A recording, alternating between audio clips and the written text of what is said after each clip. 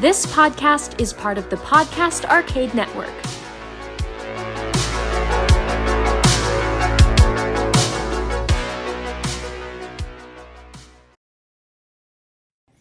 Welcome to episode 24 of Paranormal Dads. I'm your co-host, Andy. I'm Eddie. I'm Pat. Join us on this very flighty version as we dive into the world's monsters, myths, and mysteries right here on Paranormal Dads.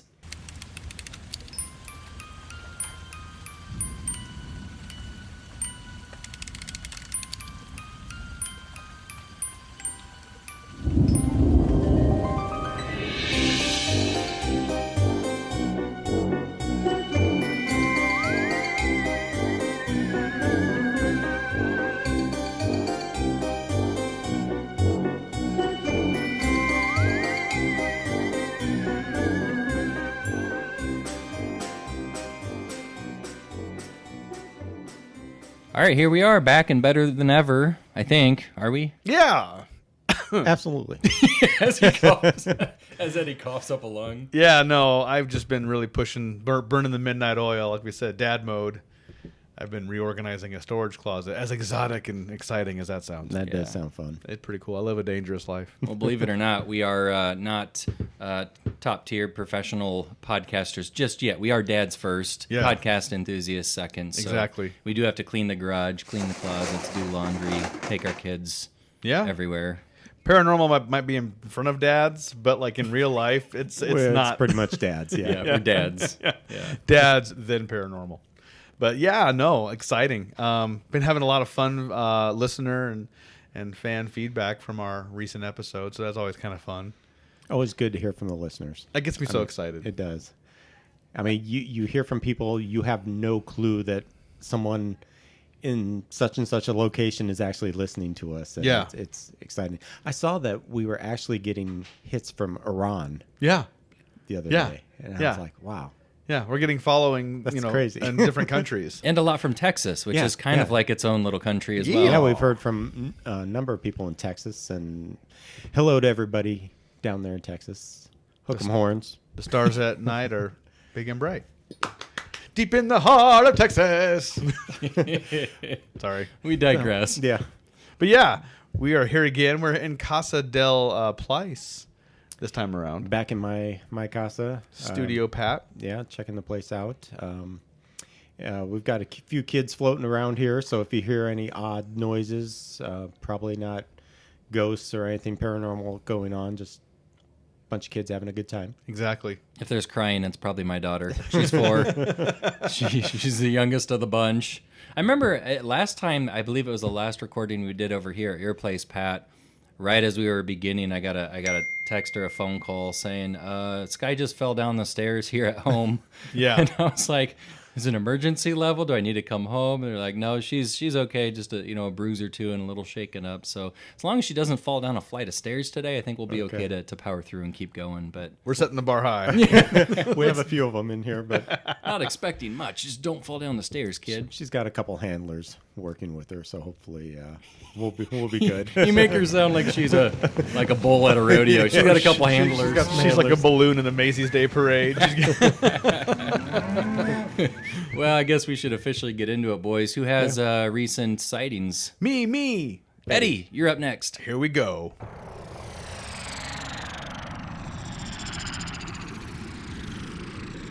So, I've been doing research, and I don't even put that in air quotes. I mean that. I've been doing some research on all sorts of topics for this show. And the fun part about that is, and I have a kind of a desk job where I do a lot of drawing at work. And so I have a lot of downtime, not downtime, but time where I'm not being interrupted. And so what I'll do is I'll listen to different things, and whether it be podcasts or music or whatever. And in a lot of cases, I will clue in and tune in to a paranormal YouTube channel and kind of just go down the rabbit hole. Mm-hmm. Some of those rabbit holes are really deep, man. Yes. You get out into some weird territory. And you got to be careful. Yeah. You got to be careful because a lot of this stuff is compelling and they have cool music and all this stuff. And if you're just not careful, you could get like maybe this is, maybe there are evil gremlins from Saturn that are stealing my cell phone at night, But on the same token, in the exact same token, there is some fun stuff to be either just kind of talked about just for funsies, or even maybe considered as like that's weird, right? So a couple of those things.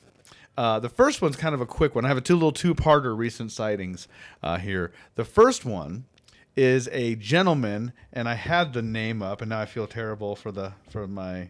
That's not what I had up. A gentleman in North Carolina had witnessed a UFO over a lake in a park, and had done a terrible job filming. Why is it that they always seem like they're having a seizure as they're filming? He's the camera's all over the place, tripping over himself. And I get it. I think he's zoomed in and he's trying to like hurry to get closer to it at the same time. Right. And so with this footage, and I put that in air quotes because it's hard to keep track of, he is bouncing all over the place. But there is what appears to be a large, a disc-like, kind of an upside-down bowl-shaped object, kind of hovering over this lake, and it's very interesting looking. And the grain, the quality of the video isn't the best, which is kind of weird in this day and age now with cell phones. But the bottom line is, I mean, he is very much, and there's other witnesses too, kind of commenting on it, like that's really weird. Like I haven't seen something like that before. And then you clue in, and then there's a clapback from, not clapback, but a response from Goodyear Blimp. And they were like, that was us, 100%, that was us. We were at a sports ball game. And the guy kind of came back and said, no, I've never seen something like this. This was not a blimp. Could anyone verify that they had the blimp out that night in that area? That's what Goodyear was claiming. Yeah. That they can basically prove that they had a blimp out over a sports arena in that area. And that opens up a whole new discussion. It's like, okay, does the government have a plan to go to Goodyear and say, hey, it was us? If something happens, it's like, we need you to come out and say this. We know. Well, for public safety. Bingo. You slip them a cool mill under the table and say, hey, this was you guys. Don't ask any questions. And we were never here. And we were never here. Or you got to consider the possibility, if it was an extraterrestrial craft, maybe they intentionally were flying around the air that night, knowing that the Goodyear blimp was also flying around and, trying to blend in or confuse people because there's multiple crafts in the air. Same principle applies in Africa when you got 1,000 wildebeest crossing the river at the same time because only one is going to get picked off by a crocodile. Right. Kinda, you blend in. There's safety in numbers kind of deal. Mm-hmm. So the gentleman's name was Jason Swing, and it was in over Lake Norman near Charlotte, North Carolina. Okay. And like I said, it was interesting because even in the video, as shaky as it is, I didn't make that shape out to be a blimp at first. You can see the blimps look like a blimp. They look kind of like a cigar, and this didn't really have the other side to it. Like at the top kind of had a curve, but the bottom was kind of flat. I'm not saying it wasn't a blimp, but it's just funny that just looks weird. It looks weird. Yeah. And I think even with blimps, blimps are able to hover, correct? I mean, they can just kind of hang out in a spot where they're at, right? They don't have to be moving. Yeah, I think that's right. I don't think it's not like an aircraft where they have to be moving. Right. But super interesting. And even if it isn't an alien or ship, this is maybe a little tip to, and not just the listeners, but to us too. If ever in all of our encounters and future expeditions that we do, we need to make dang sure to hold our camera still, because this guy's shakiness is like next level. But it's easy to say, I guess, when you're nervous and you think you're filming something from out of this world. Maybe it does make a person a little jittery. I agree. I'm being all like, ooh, but man, I'm gonna try my best. Hold my arms, Andy. I'm shaky. And what I like to always follow up with, if you're using a phone, hold it sideways, not straight up and down, because that way you can fill the entire screen. Right. For God's sakes, hold it horizontal. Drives me nuts. Yes. When you watch these shows on TVs, like home captured footage like that, when it's horizontal, you're right, Pat, it takes up the entire screen. When you hold it vertical, you got these two fuzzy bars on the side. Right.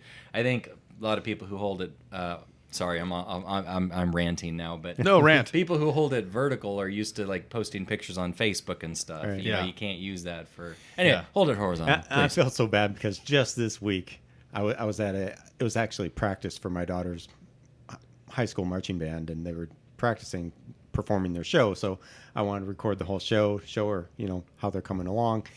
And I held it straight up and down. I didn't. I got home and realized what I had done, and I slapped myself. It was just, Dad, why are you slapping yourself? Because I didn't hold it horizontal. I broke my own rule. When in doubt, turn the phone about. There you go. And do the hokey pokey, hokey pokey. The hokey po- the And you hokey turn po- your phone about. and you slam your phone on the ground.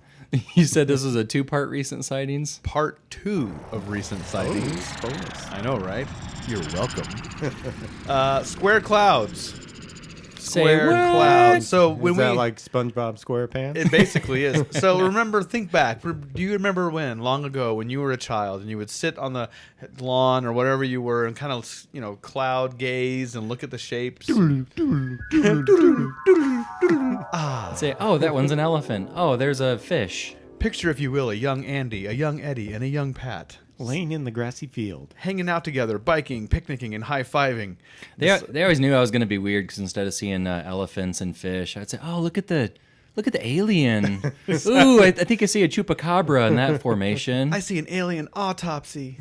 And then I send you to a psychologist. Andy would do a special school. They all wore white coats.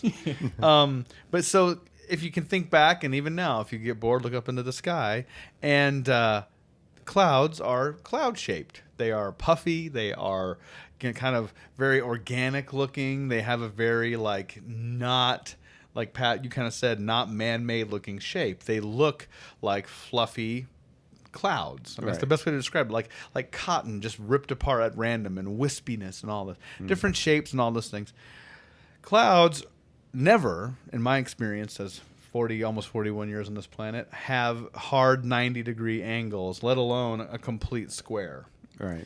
So there is apparently, and this is barring any sort of all of these sites and photos. The big disclaimer is these have not been edited. So unless that's a complete lie, and I want to make sure I put that out there, I'm not just well, they said they're square clouds. So I've not seen this personally. I wish and I hope I do, but there's been a rash around the world of square-shaped clouds. And some of the pictures you're showing us are just shocking. bizarre.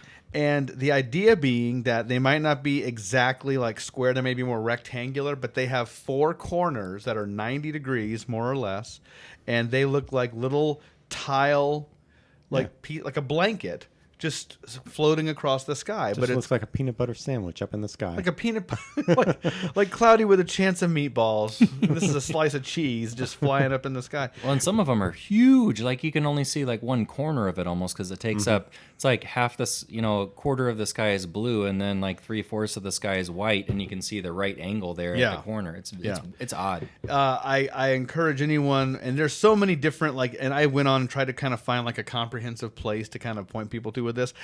It's all over the place.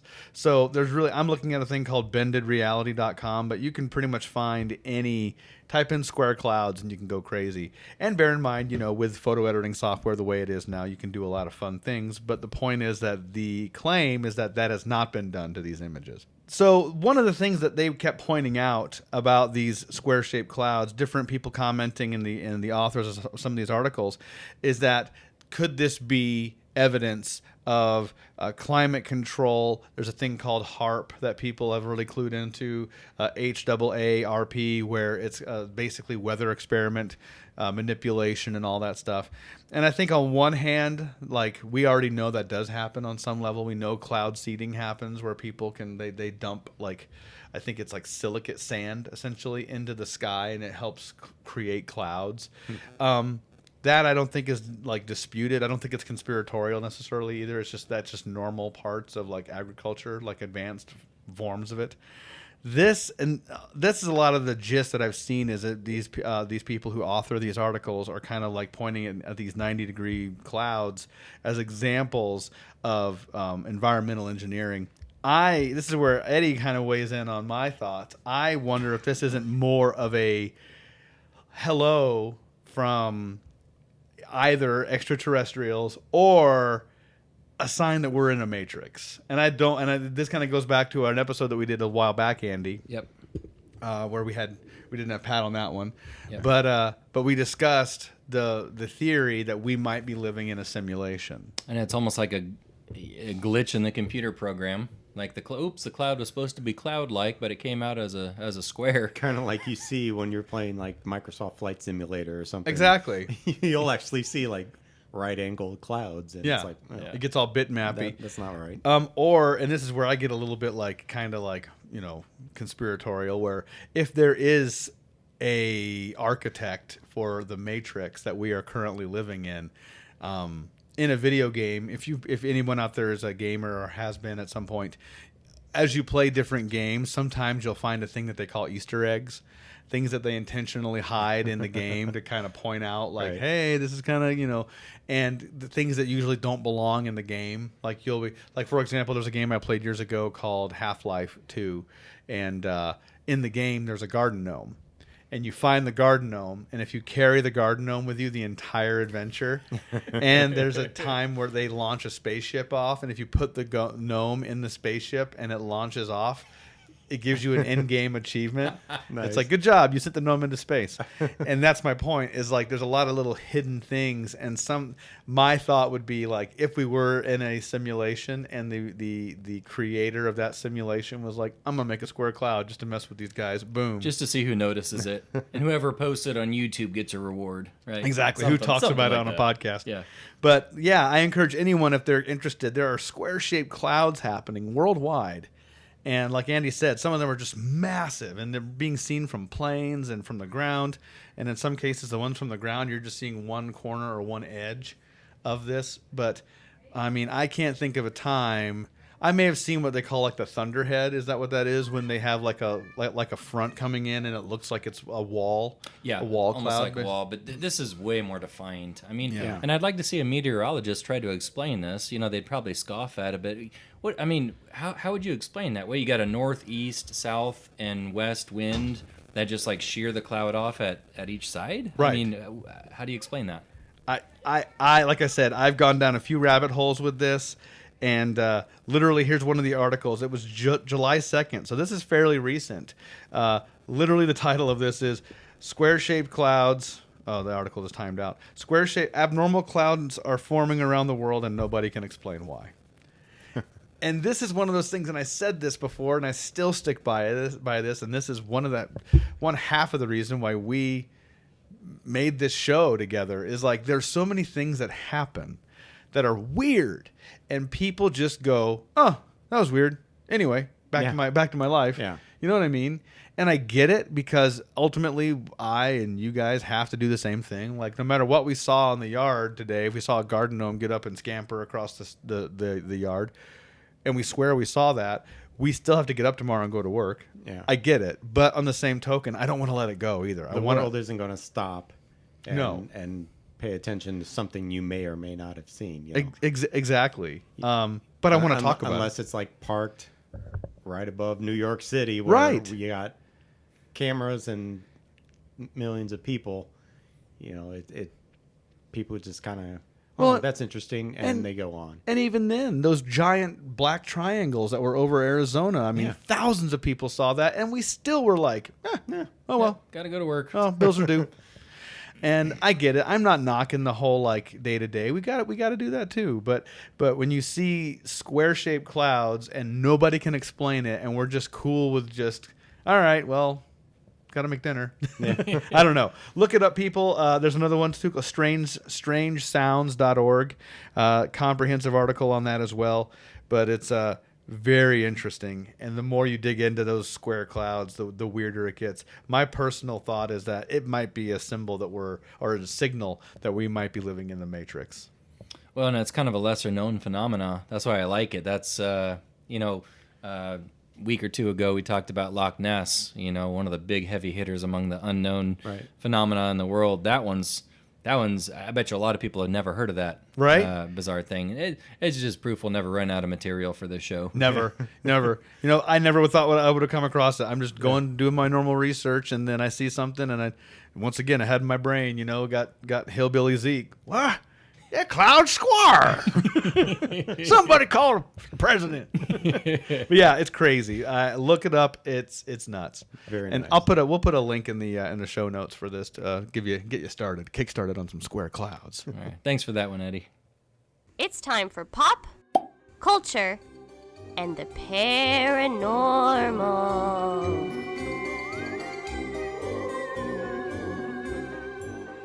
So one of the many unknown documentaries, quote unquote, documentaries about unknown things from the 1970s is a movie called The Mysterious Monsters. And this is kind of the thing that started it all for me as far as the paranormal. Well, yeah, because you were all of what, like 7? I was probably actually, when this movie came out, I was probably like 6 years old. Okay. So it was a film, like I said, it was shot as a documentary, released in theaters, hosted by none other than Peter Graves. Oh. So Peter Graves, you know him from the TV show Mission Impossible, and most people probably know him as Captain Clarence Over from Airplane. Oh, yeah. And Airplane 2. All right. So he hosted this thing. So I'm, of course... I need clearance. Joey, have you ever been to a Turkish prison? So anyway, but the film was directed by Robert Gwinnett. It was the first film from a I didn't even note what the movie company was, but it was a pretty small movie company that put it out. Was it Famous? I think it was Studios? related to Paramount, though. Yeah, it wasn't Famous Studios, but it focused on Bigfoot and the mysteries of Bigfoot, the Loch Ness Monster, and the Yeti, aka Abominable Snowman. Yes. Back in the day, that's what they always called it.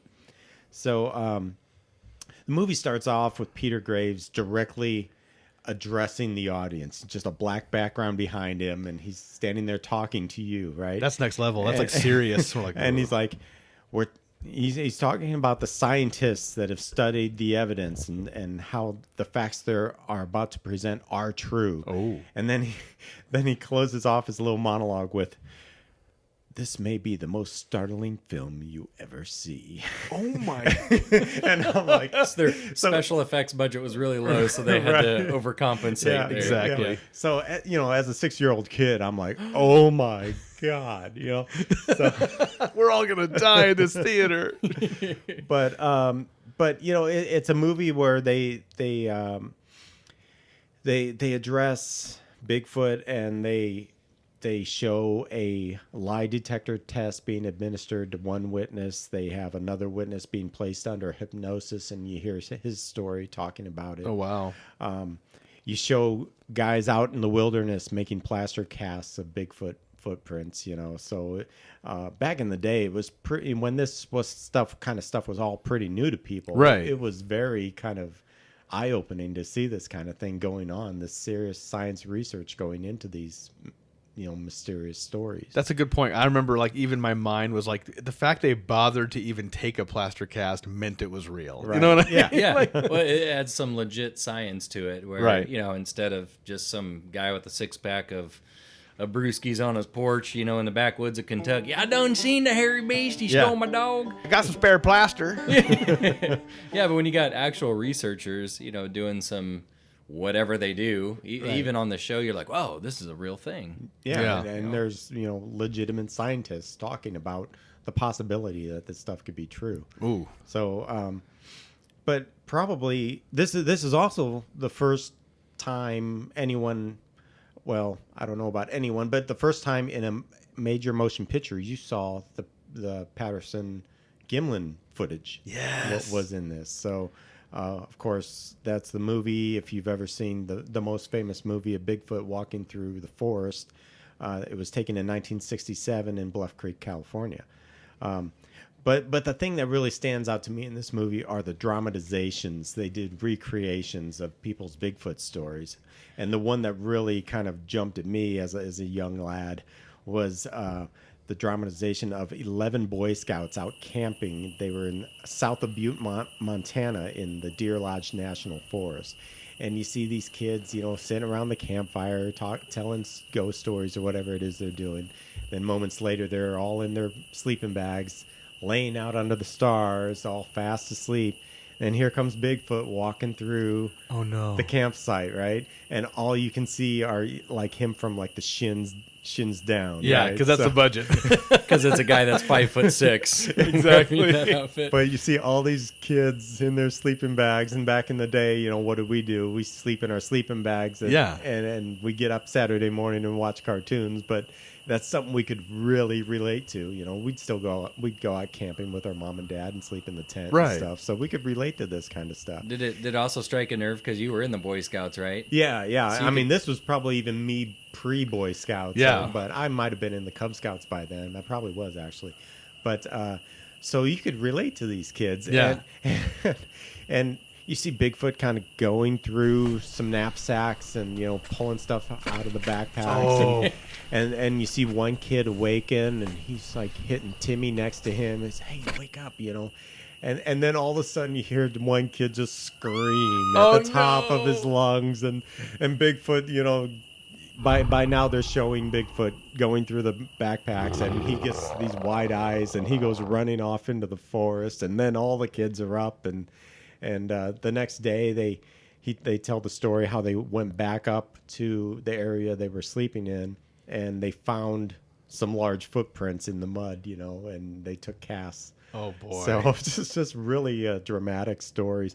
And the other one was a story of a lady she's just sitting at home watching TV one night, and they didn't really specify where this was, but she is anywhere, USA. Yeah, sitting on the couch, and you see her watching TV. Then, of course, they cut away to outside the house, and something is coming down the road. Here comes Bigfoot walking around the house. You see him kind of snooping around, and you're thinking how terrifying that would be if Bigfoot was outside my house right now, right? Right.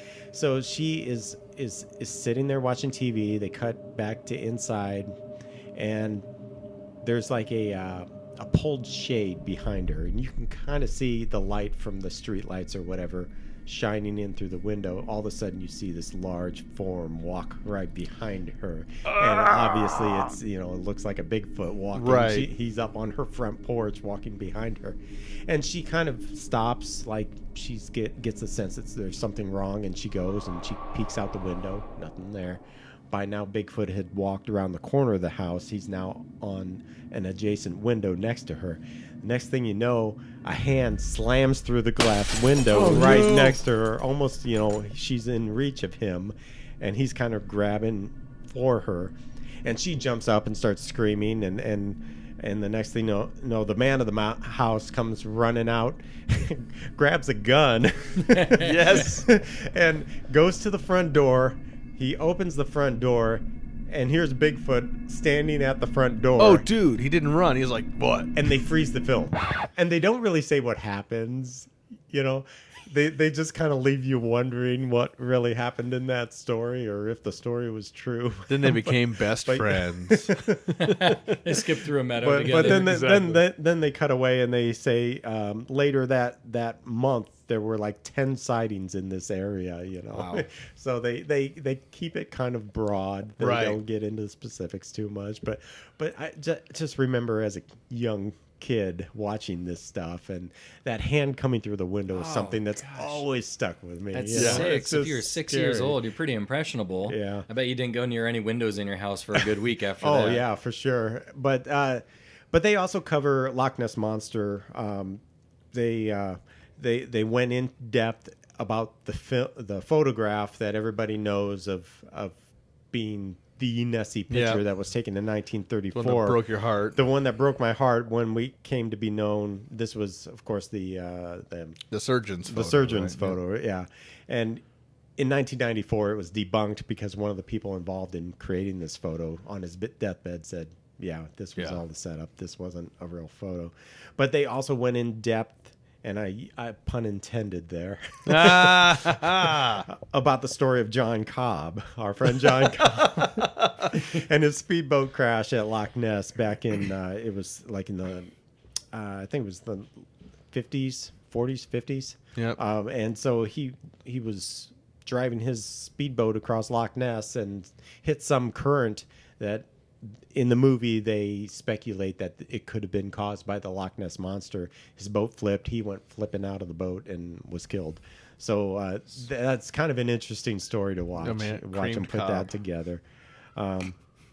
So, and of course, like I said, they also talk about the Yeti and the abominable snowman. I think they show some pictures, and there's a culture up there that claims to have like actual hands from the abominable snowman. read about this. Yeah. You know, so they kind of cover that. Even so, like a skull cap too. Right. Like It the was like on scalp. top of his head. Yeah. And Yeah. they also, they have some metacarpals, things like that. But, a lot of those are up there in, Tibet, Nepal, and monasteries and stuff. And a lot of them won't part with the specimens to be scientifically examined. But, So, yeah. so just a great film. If the cool thing about it is you can go to archive.org has this. You can search for it and watch it there. You can watch it on YouTube, but it's called The Mysterious Monsters, and I highly recommend it. They actually made a book adaptation of the movie, which I would love to get my hands on. I went and looked on Amazon for like an old used version of it. It was selling for like $150. Wow. What? So it must be a hard thing to get a hold of. It was like a 160-page book adaptation of the film.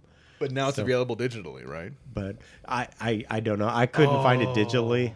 I didn't see it digitally, but you can find it, just like copies of it. But it was like outrageously expensive. Yeah. So Those like out of print style movies tend to drive a high cost. so Pop culture, oldie but a goodie today, huh? yeah, I've been meaning to get to this one for a while, so I figured this time we're going to do it upright. We're going to talk about this movie. Was I it- highly recommend you guys watch it. Was it full length feature Oh, too? yeah. Hour and a half? It's like hour and a half, 2 hours, something like that. Nice. So That would be a fun one. yeah, we got. Sit down and crank that one out. We're gonna have to do a bro night and sit down and watch this movie sometime. There you go. You might be able to find it on YouTube, I imagine. Right? It is. Oh, yeah. perfect. There you go. And now it's time for the main mystery. All right, today for the main mystery, we have an aviary. Is that the right word to say? I'll go with it. Sure. Okay. We have a big bird that we're going to talk about. You mean the one from Sesame Street? La la la la la. Not the big bird, Eddie. A big bird. Okay, good.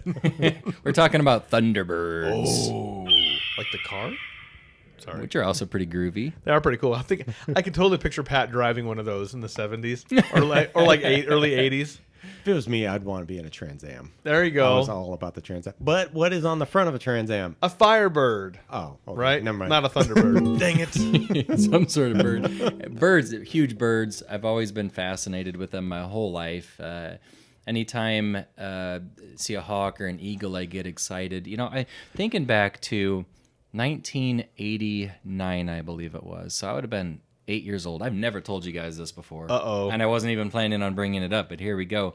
I saw an unexplained bird, and this is a good kind of lead-in to Thunderbirds, but I saw a bird. We were up in the Tetons. My family was vacationing up in the Tetons in Wyoming, and I was out playing Frisbee with my brother and this girl who was in a neighboring kind of condo up there. Sure. And we were playing Frisbee, and here soaring very close to us, right over our heads, I'd say 15 feet above us, Oh. so pretty close to the ground, soaring really slow, was a gigantic bird, about the size of a large eagle, it looked like, but I'll never forget it because the underneath of its wings had multiple colors, almost like pastels, pastel green, pastel pink, there was blues, there was all sorts of colors, and I'm thinking to myself, even at that young age, I'm young enough that I'm curious, but I'm old enough that I'm not gullible. And I know there's no such thing as rainbow birds, right?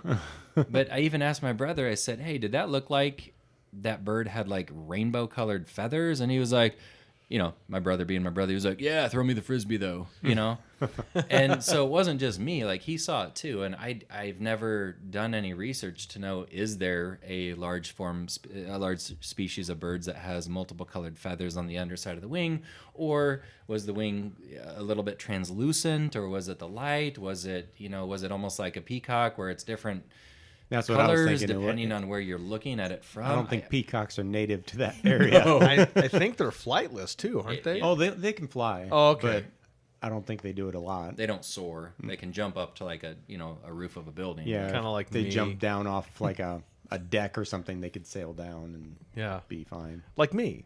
Like Eddie. So says the guy who fell off a ladder and shattered his arm. Exactly. Yeah. I didn't fly. I kind of, sailed. I'm king of the world. Ass flap. Crunch. But the actual Thunderbird legend myth kind of stems from a lot of Native American tribes, such as the Sioux, the Arapaho, the Wichita, the Ojibwe. It's said that these birds, these mythical beasts, are so large that the flap of their wings causes thunder or sounds like thunder. A lot of them are said to have been seen before storms come in. And a lot of the tribes that subscribe to the belief in Thunderbirds are tribes along the Midwestern Plains, right here in our neck of the woods, and also up in the Pacific Northwest area. And a lot of Thunderbirds are kind of incorporated into or associated with a lot of the totem poles of the Pacific Northwest as well. Do they tend to be at the top? Is that kind of what I'm thinking, or is that me? That I'm not sure. Okay. You would think so, because they'd be the highest, the highest That's dwelling something creature. that big, certainly. Yeah. So, but these things are said to be huge. There's some native tribes who, as the legend goes, that these creatures are large enough to carry off an orca whale. With their talons. That's a big bird. It's a big bird, not yellow, but I'm still holding out. Yeah. Do they have teddy bears named Radar? There's been a lot of cases of that leads a little bit of credibility, or at least will make you curious as to the validity of this topic. One such case, one of the more famous cases of a possible Thunderbird sighting, was on July 25th of 1977.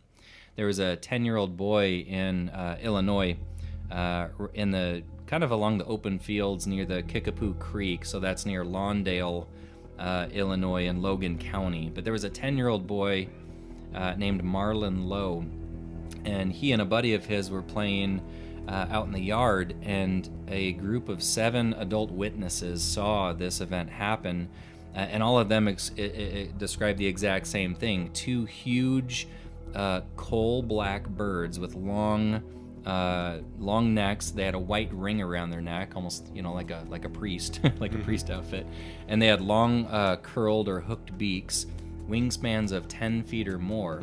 So little Marlin, and he was pretty small for his age, even at 10. He was the smaller of he and his friend. But 2 birds swooped out of the sky. One of the birds was more aggressive, actually got its talons around Marlin's shirt or his tank top, whatever he was wearing, actually picked him up a few feet off the ground and kept flying. Just imagine it, his feet are kind of dangling and scraping the ground every few feet. He's screaming bloody murder, arms flailing. Mom goes into mom mode, is shouting, yelling at the bird.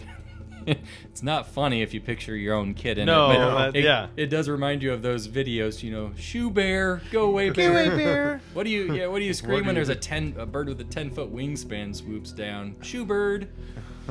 There's YouTube videos of actual eagles trying to fly off with toddlers. Have you seen those recently? No. Yeah, it's legit. It's completely legitimate. There was this kid just chilling in a park, and he has like a hoodie on, and like he was probably 2, 3, toddler age, and this eagle just swoops down, has him starts to fly off with him.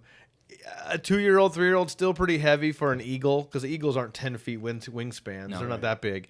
But starts to get off the ground a little bit with this kid, and people are screaming and throwing things at it. And the kid was heavier than the eagle had anticipated, and drops the baby from 2 feet off the ground. It wasn't like he got up in the air and let the baby go. But it was a crazy scene. Like, I'm with you. Like, it sounds funny until you see it, and you're like, That's next level. It's like flying monkeys from Wizard of Oz fly off with Dorothy. You're that's like, terrifying. But you know that kid, not especially if there's any footage, when that kid's in college and people are, sharing cool stories and trying to one-up each other. He's like, hold my beer, I got one for you. Yeah. I almost got carried off by an eagle. Yeah, exactly.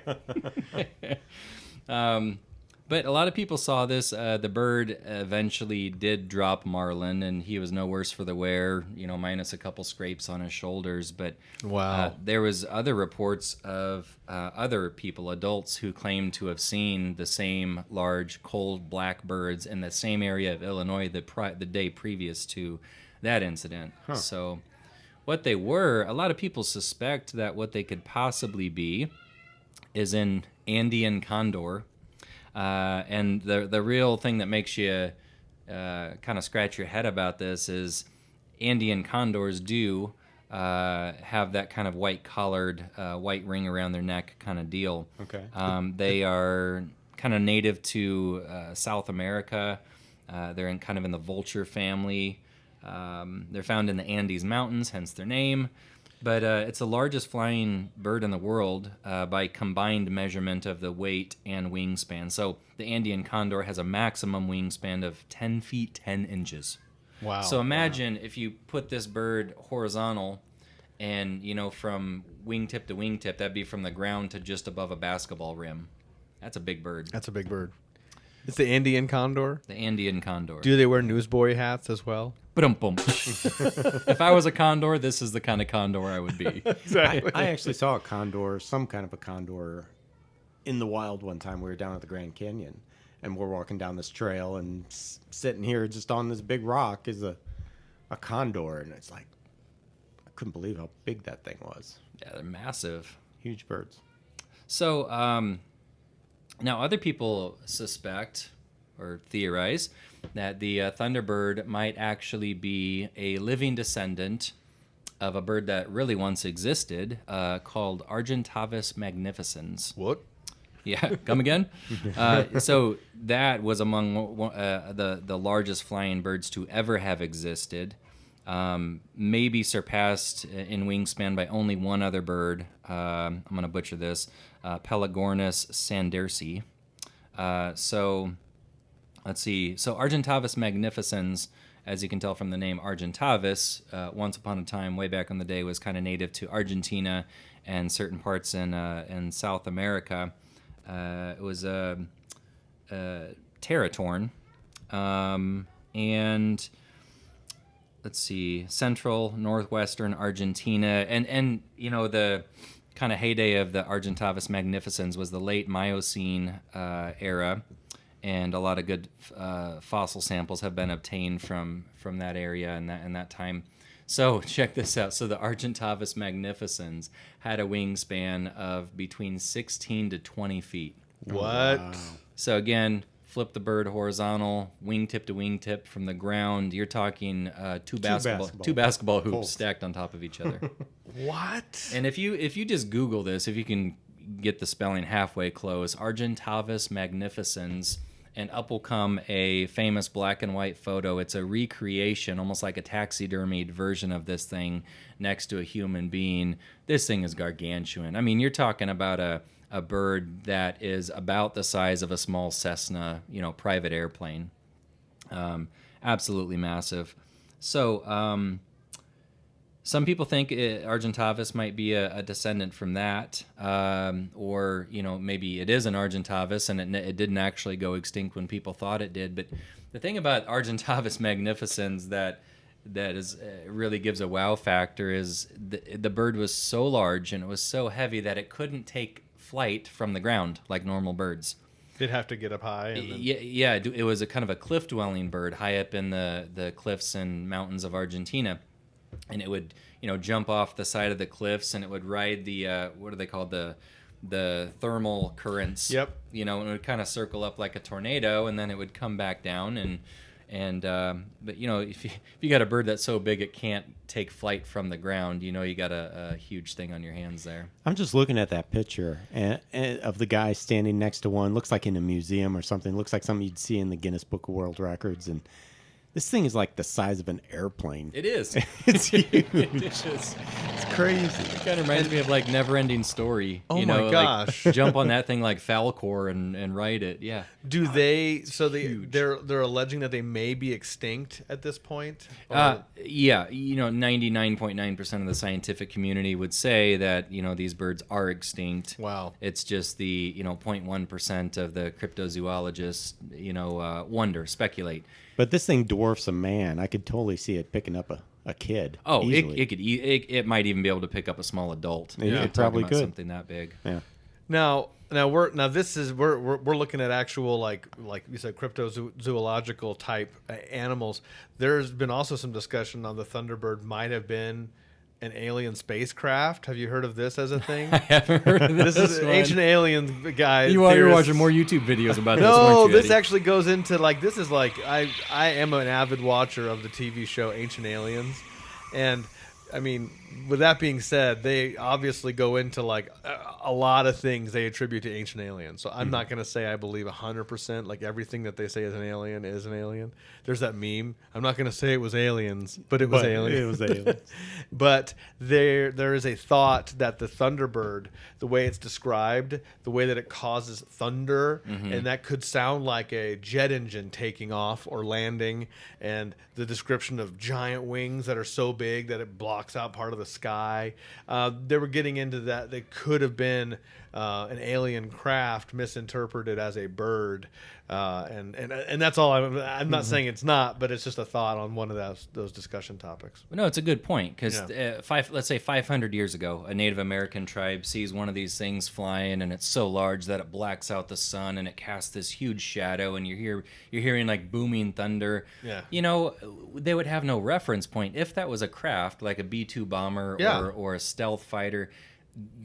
As far as they know, there's no things in the sky except for birds, so they'd have to equate it to something. What is it? Oh, it's the Thunderbird. Right. I mean, we call our planes those things. I mean, one of your favorite planes of all time, isn't that the SR-71 Blackbird. Yeah. I mean, it's called that. I don't know. I just wonder on some level if maybe that isn't misunderstood technology. That's a really good point, dude. At the time. But like you said too, there's several cases of gigantic birds being seen in currently, and people, it's not real. Yeah. They're gone.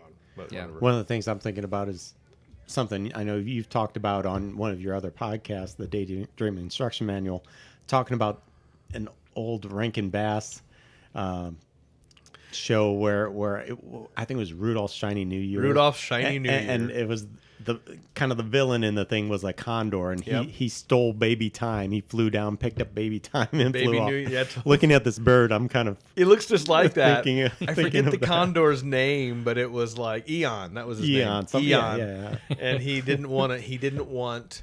I think he was trying not to die. So if he thought if he stole the New Year's, then the New Year wouldn't come. Yeah. And he'd live He had forever. to stop time. And it was so funny. But yeah, it looks just like that. And especially with him snatching off with a baby. Huge bird. And yeah, I mean, if you think about the scale, he could have flown off with a whale if he wanted to, because there was a whale in there too. Very funny. Well, for those numbers people, here's a couple numbers for you on Argentavis magnificens. So if this creature has survived and is the Thunderbird, here's some measurements that it could be. So the Argentavis had a wingspan, like I said, between 16 and 20 feet. Wing area, so if you're going to measure the entire wings combined, you're talking about 87 square feet of wings. That's like an apartment in New York. Yeah, it is, dude. Let's see. Body length, 4 feet long. Height, 4.9 to 6.6 feet tall. Wow. This was a bird that would be able to look an NBA basketball player in the eye. Yeah. If it was 6'6". Man. We did a lot of basketball stats with these birds. We should probably have them play a game just see how it goes. So that's the height. As far as weight of this creature, we're talking 154 to 159 pounds. Wow. So it's a hefty bird. No wonder it couldn't take off from the ground. Yeah. So, I mean, I couldn't. None of us here could. Yeah. We'd have to get up in the trees to do that. Yeah. I mean, so there you have it. I mean, I want to believe in Thunderbirds. I think compared to some of the other possible crypto creatures out there, the logical chance of these creatures being real, unfortunately, I think is pretty slim. this would be a creature, if it's flying around in the air, it would be pretty darn easy to see something that large, as opposed to if you're talking about Bigfoot, who can hide in the woods and goes into areas that people can't venture to. Loch Ness is so deep down in the water we can't see it, but a bird would be in plain sight, circling above head. So you think if they were around, it probably would have been sighted or photographed or videoed by now. But then again, maybe not. It is interesting. I mean, size doesn't necessarily dictate being obvious. I mean, I know, like, think back to Victorian times, gorillas were they were a myth. Not known. Yeah, they were like a thing that people had seen and heard stories of, but no one had ever actually witnessed them. And so those are gigantic creatures, and yet they managed to elude people for a long time. But then again, with birds, it's funny you mentioned this with bird talk, because when we moved to our new home, we sit back by a pretty good forested little patch, kind of like with you, Pat. You live near a pretty decent sized park with a good forest in it, and so we weren't used to seeing the amount of different critters that we see now. And you see birds flying around, and your brain gets used to the shape and the maneuvering of a bird. And we saw what I thought was a bird for a second, and it was flying around in a weird way. I'm like, well, that's not a bird. What is that? And it took me a second. It was a bat, and just bats fly differently than birds. So like seeing things like this, you do get, like, your brain builds up a little database of things that you've seen. So you'd think that if you'd see a gigantic thing like this, you'd pretty much start to break it down pretty quickly. Like, that's not a kite. It's not a plane. It's not a Cessna. I was just laughing because when you said bats fly like birds except for drunk. Yeah. They're a little more erratic, a little more unpredictable. He was gliding at first, and I was like, oh, it's a bird. And he started doing this weird, like, and I was like, oh, that's not a bird. What's really weird is if you see a crane or a heron, flying at a distance, those are large birds. Yeah. And they do have a wingspan of about 6-7 feet. And just the way they kind of tuck their legs behind them and their long beak, it kind of looks like you're looking at a pterosaur or a pterodactyl. Right. Flamingos, too. Watching Flamingos. those suckers. I mean, Florida, where I'm from, not that I ever saw, a ton, but every so often we do Boy Scout stuff and we get into some of the wilds, and you'd see, like, flamingos doing their little, like, low water little... Kind of like the Jurassic Park thing. You see the pterodactyls flying above the water in Jurassic Park, opening of Jurassic Park. Oh, that's what I picture with a Thunderbird. Thunderbird. Yeah. I picture like a pterodactyl style animal with feathers, which I've heard now more and more they're thinking that dinosaurs legit had feathers. Oh, yeah, a lot of them. Yeah. Yeah, and colorful as well. Yeah. Super colorful. Yeah. Yeah. But To attract mates. it's fun to know the myth and story. There's so much of that behind these animals too. Yeah. Like the spiritual significance of them and what that means. Well, you imagine a bird as big as a thunderbird or even Argentavis magnificens, like, it wouldn't have to flap that much. I mean, once it got up as high as it needed to be, you would think that sucker would just kind of glide, almost like just like a hang glider. Yeah. Yeah, you catch whatever you needed to and just every so often give a little flap. Yeah. Keep your altitude up and then it lands and looks you right in the eye. steals your toddler. With a beak the size of a baseball bat. Yeah, I think I'll go now. Pushes you down, takes your wallet, and flies away. What happened? You got Thunderbirded.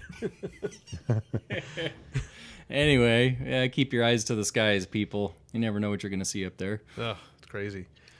Well, thanks for that, Andy. I think this about wraps up this episode of Paranormal Dads. I'd like to thank everybody who has reached out to us on Twitter, Facebook, Instagram. Thanks to everybody at freesounds.org who provided any sound effects that we used on this episode. Be sure, if you're interested in having a Paranormal Dad sticker of your very own to put on your Trapper Keeper, your locker, or your laptop, be sure to check out our Twitter page.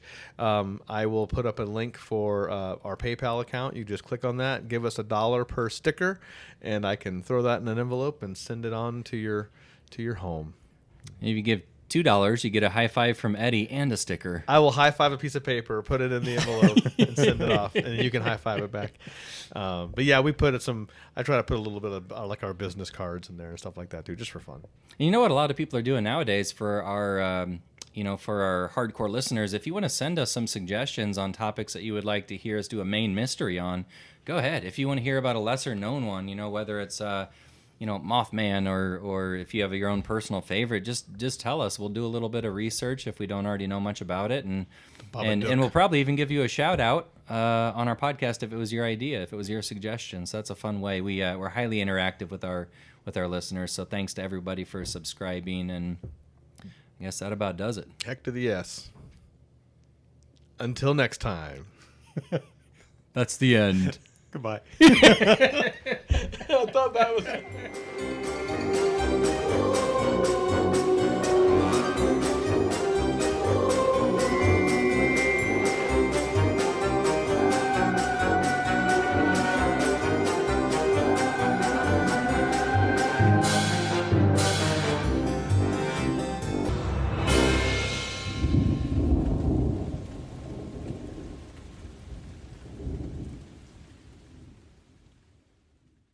All right, you guys ready? Yeah. Let's do it. Welcome. Oh, Sorry. You going to do number 2 or you want me to do number 2? Are we talking about poop? What are we talking about? No, he's going to go first. Then Oh, yeah. I'm going to go poop first, and then you, and then I'll Eddie. go 2. Yeah, is that cool?